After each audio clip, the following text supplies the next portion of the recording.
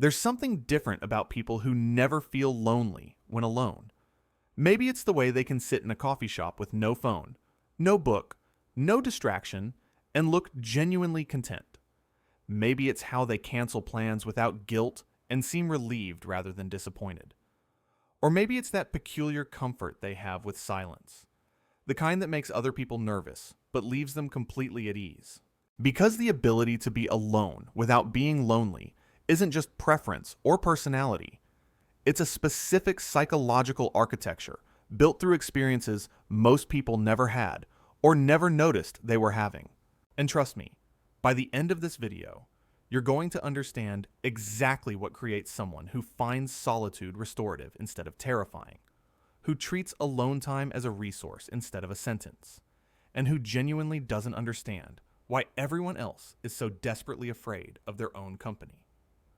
Let's start with something that happened earlier than most people realize. Something that set a pattern before you even had words for what was happening.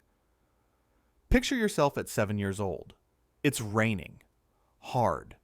The kind of rain that turns backyards into rivers and keeps everyone inside. Your friends can't come over. There's no play date scheduled. And here's what didn't happen. Nobody panicked about entertaining you. Your mother is in the kitchen, doing something that doesn't involve you. Your father is reading the newspaper. And you're sitting on the floor of your room with whatever random objects you can find. Wooden blocks, some string, a shoebox, maybe a few action figures or dolls. You're not playing a game that came with instructions. You're building something that only makes sense to you. At first, there's that moment of what do I do?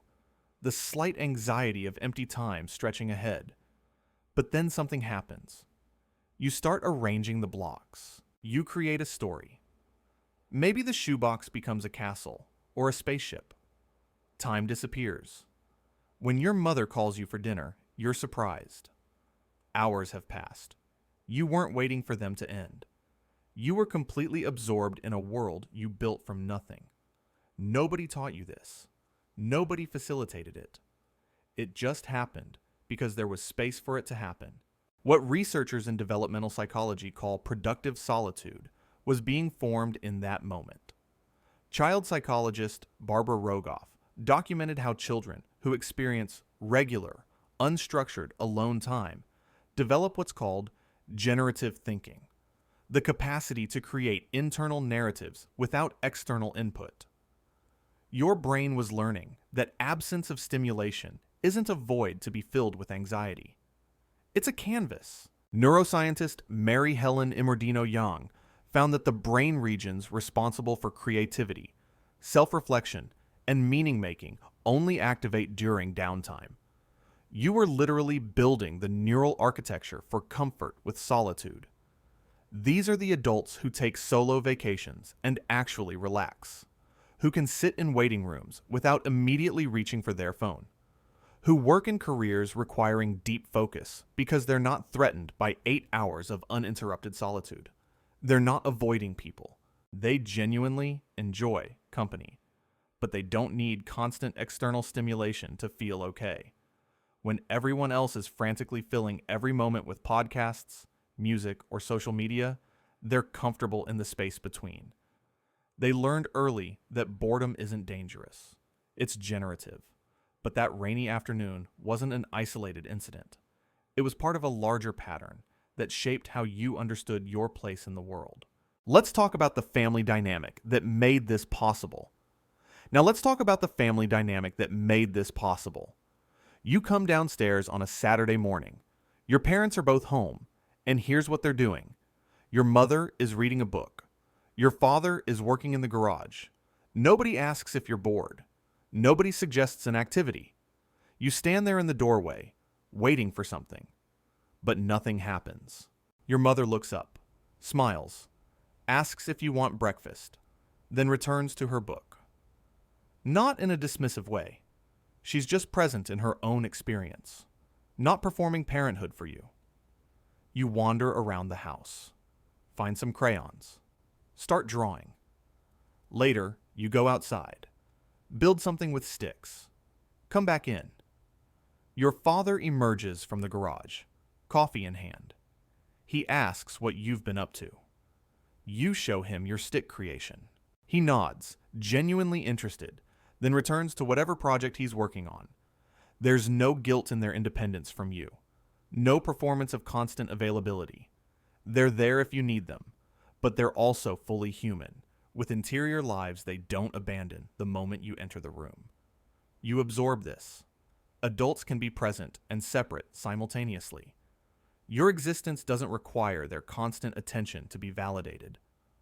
Psychologist D.W. Winnicott described this as the capacity to be alone in the presence of another.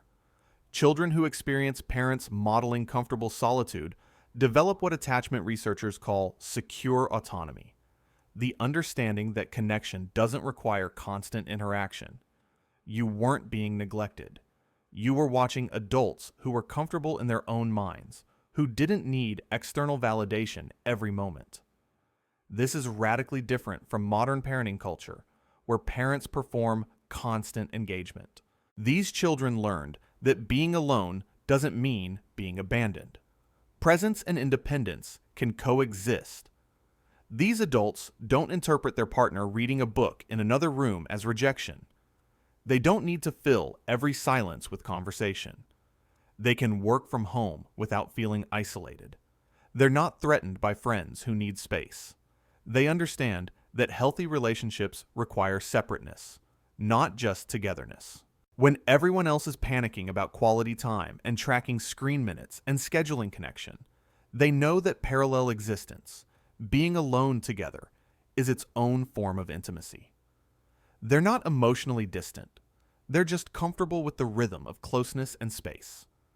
This pattern of comfortable independence extended beyond home.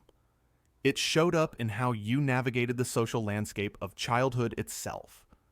It's recess. Everyone's on the playground.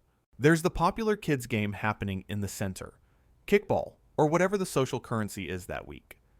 And you're over by the fence, watching ants carry a leaf.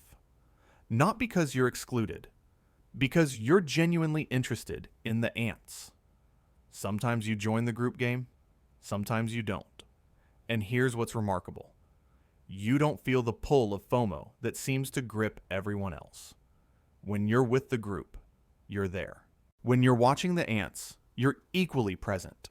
A teacher walks by, concerned. Don't you want to play with the others? You look up, confused by the question. You are playing, just differently. You notice things the kids in the center miss. How the ant follows the exact same path as the ant before it. How the light changes when clouds pass. You develop this rich internal commentary about what you're observing. You're not lonely on the margins. You're fascinated. And when you do join the group, you bring these observations with you. You're not desperately seeking acceptance. You're choosing when connection serves you versus when solitude does. Social psychologist Marty Olson Laney describes this as introverted satisfaction, not shyness, but genuine contentment with observer status. Children who are comfortable on social margins develop what researchers call selective sociability. They're not antisocial. They're discerning. They learned early that being alone isn't the same as being excluded. Susan Cain's research on introversion shows that children who have positive solitary experiences develop stronger internal locus of control. They don't need group validation to feel okay. Their self-worth isn't determined by social positioning. They're gathering information, processing, thinking. The margin isn't a consolation prize. It's a choice. These adults don't panic about networking events or having Friday night plans. They're perfectly content with solo hobbies that don't translate to social media. They're the ones who actually enjoy long drives alone, who take themselves to movies, who don't feel pathetic eating at restaurants solo. They're not lonely at dinner parties either. They're just equally satisfied either way. While everyone else is performing social media presence and curating living my best life content, they're genuinely living, sometimes alone, sometimes not, always comfortable. They don't need an audience. But this comfort with being on the margins was reinforced by something else entirely. The kind of entertainment that required no one else to participate. Consider what happened when you discovered something that changed everything.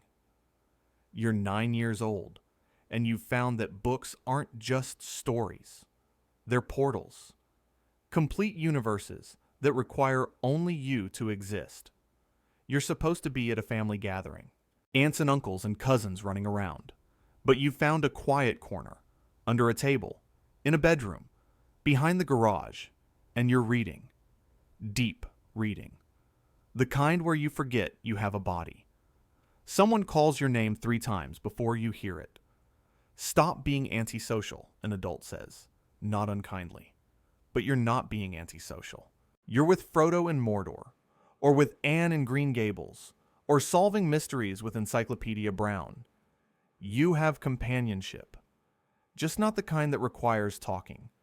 You resurface when the chapter ends. Return to the party for a while, then disappear back into the book. And here's what you notice. You're not jealous of the kids playing outside. You're exactly where you want to be. The book is giving you everything you need. Adventure, emotion, connection, meaning, all without requiring another person in the room. Literary psychologist Victor Nell studied reading flow states and found that deep readers develop what he called autonomous satisfaction, the ability to generate complete emotional experiences internally. Unlike passive entertainment like television, reading requires active imagination. You're co-creating the world. Neuroscientist Gregory Burns found that reading literary fiction increases activity in brain regions associated with social cognition. You're practicing empathy and social understanding through books. Paradoxically, these children are developing social skills through solitude. They're learning perspective taking, emotional complexity, narrative understanding. The internal world becomes so rich that external validation becomes optional, not necessary. These adults have no fear of downtime. They take long flights and feel grateful for the reading time. They're comfortable staying in on weekends because they have books they're excited about. They don't need someone else to make an experience complete. They're the ones who actually achieve inbox zero because they can focus without external stimulation. While everyone else is addicted to scrolling because silence feels threatening, they're reading 50 books a year, constantly feeding that internal richness they built in childhood. They're never bored, just sometimes alone. This capacity for internal richness was protected by something most people don't think about. What you didn't have access to. It's 1992, or 1987, or 2001.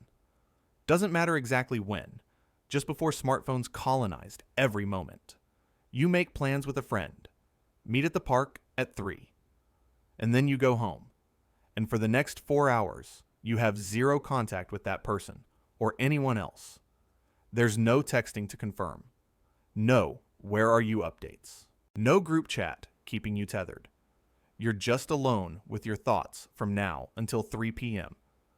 Maybe you're doing homework. Maybe you're in your room listening to music. Maybe you're just staring out the window, thinking. And here's what you're not doing. Panicking about the silence. You're not checking for messages because messages don't exist yet. You're not feeling FOMO because you have no window into what everyone else is doing. You're not performing your life for an audience because there is no audience. At 3, you show up at the park. Your friend is there, or they're not. If they're not, you wait 10 minutes, then go home. No drama. No text thread analyzing why they didn't show. Just reality. You either saw them or you didn't. And in between, you were alone, and it was fine. Psychologist Sherry Turkle documented this shift in Alone Together.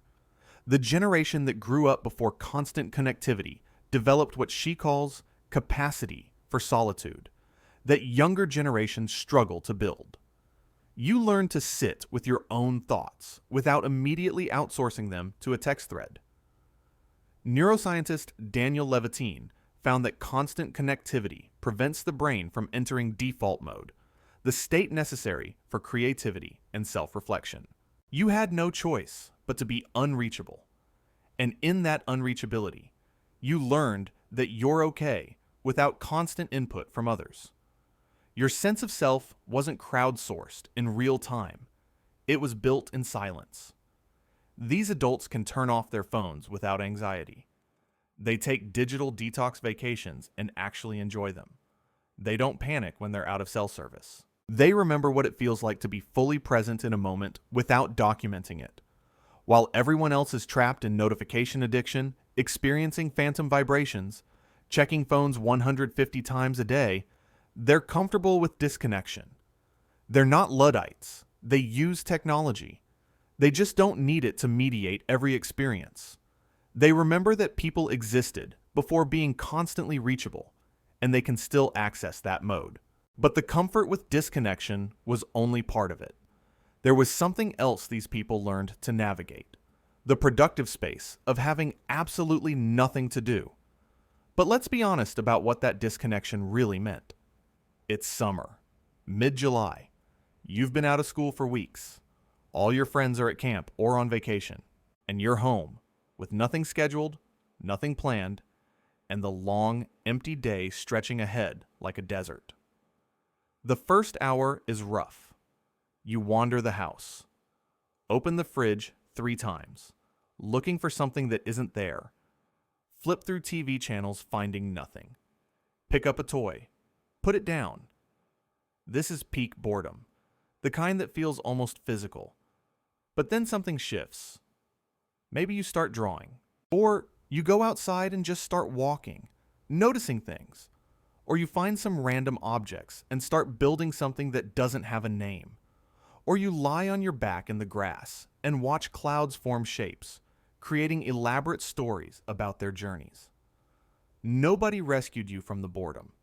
You had to rescue yourself, and in doing so, you discovered something crucial. On the other side of boredom is invention. If you can sit with the discomfort long enough, something emerges. Not always, but often enough that you learned boredom wasn't an emergency requiring immediate intervention. Neuroscientist Sandy Mann studies boredom and found that people who experienced childhood boredom without immediate relief develop higher creativity and better self-regulation. The brain needs unstimulated time to make unexpected connections. What psychologists call divergent thinking, the foundation of creativity, emerges from understimulation, not overstimulation. You are building tolerance for the discomfort of nothing happening. This is increasingly rare. Modern children are scheduled into constant stimulation. They never experience the productive space of absolutely nothing to do. They never learn that boredom is a signal to create, not consume. These adults don't panic during downtime. They're the ones who actually use vacation time to rest rather than cramming it with activities. They can sit in airport delays without spiraling. They don't need constant entertainment. They're comfortable in waiting rooms, long commutes, quiet evenings, while everyone else is addicted to constant stimulation, scrolling, streaming, always consuming. They can just sit. And in that sitting, they're often thinking, planning, creating. They're not afraid of their own minds. They learned early that the blank space isn't emptiness. It's possibility. This tolerance for empty time was reinforced by something specific: the complete absence of anyone else's highlight reel. You have no idea what your friends are doing right now. None. You don't know who's at which party, who's on what vacation, whose life looks better than yours, because there's no feed to scroll, no stories to check, no proof of how everyone else is living. It's Friday night. You're home. Maybe by choice, maybe not. But here's what you're not doing: watching evidence of everyone else's superior evening. You're not seeing Instagram stories from parties you weren't invited to. You're not comparing your quiet night to everyone else's highlight reel. You're just home. Maybe reading. Maybe watching a movie. maybe doing nothing in particular. And because you can't see what you're not missing it. Your evening exists only in your experience of it, not in comparison to 47 other versions of how Friday night could have gone. On Monday, someone might mention a party that happened. Oh, cool, you say. It already feels like ancient history. You weren't there, but you also weren't tortured by real-time updates about not being there. Your Friday night was just your Friday night, not a referendum on your social worth. Social psychologist Leon Festinger identified this as social comparison theory. We evaluate ourselves by comparing to others, but that comparison was limited by physical proximity. You only compared yourself to people in your immediate sphere. Research by Ethan Cross shows social media has weaponized this instinct. We're now comparing ourselves to everyone, everywhere, constantly. People who grew up without this developed what psychologists call internal reference point.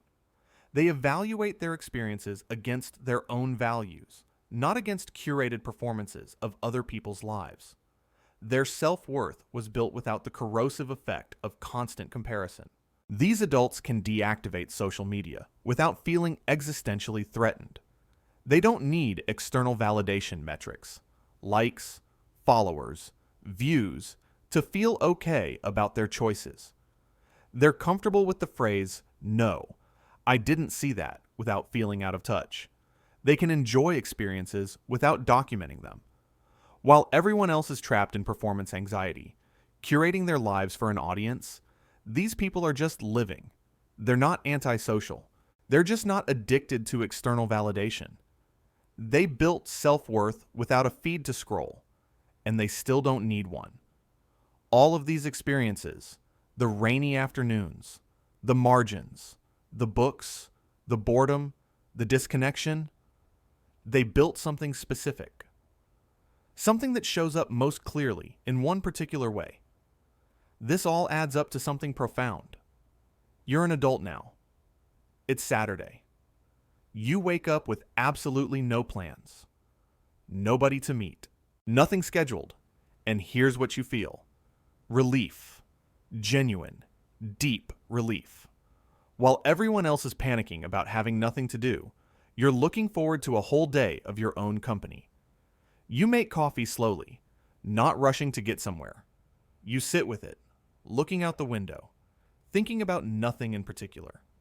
Maybe you have a project you've been wanting to work on, writing, painting, woodworking, whatever. Or maybe you just read. Take a long walk, cook an elaborate meal for yourself. The phone buzzes. Someone asking what you're up to. Not much, just hanging out, you respond. They invite you to something.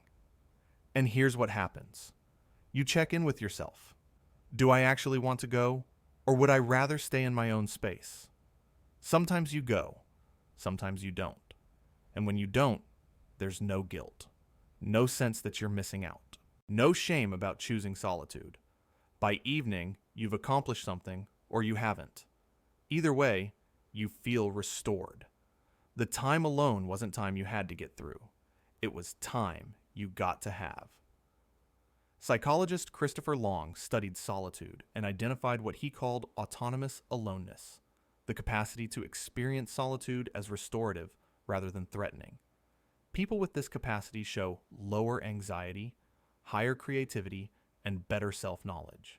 Psychiatrist Anthony Storr argued that Western psychology has overemphasized relationships and undervalued solitude as a source of psychological health. The people who never feel lonely when alone aren't deficient in social skills. They're proficient in something else. The ability to generate meaning, satisfaction, and contentment internally.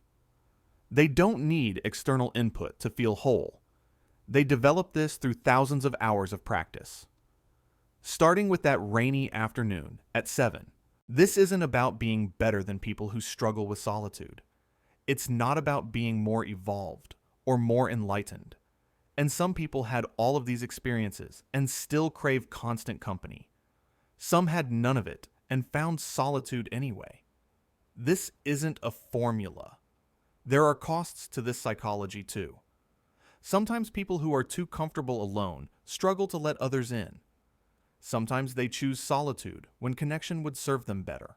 The capacity for solitude can become isolation if you're not careful. But here's what people who never feel lonely when alone understand. That's increasingly rare. You're the only person you're guaranteed to spend your entire life with. Every single moment, from birth to death, you're there. And if you can't be comfortable in your own company, you're essentially serving a life sentence with someone you don't like. In a world where loneliness is called an epidemic and solitude is treated like a symptom, these people carry something we might all benefit from understanding. That being alone and being lonely are not the same thing, and that sometimes the richest company you can keep is your own. That's the psychology of people who never feel lonely when alone. And it might be one of the most valuable forms of psychological freedom there is.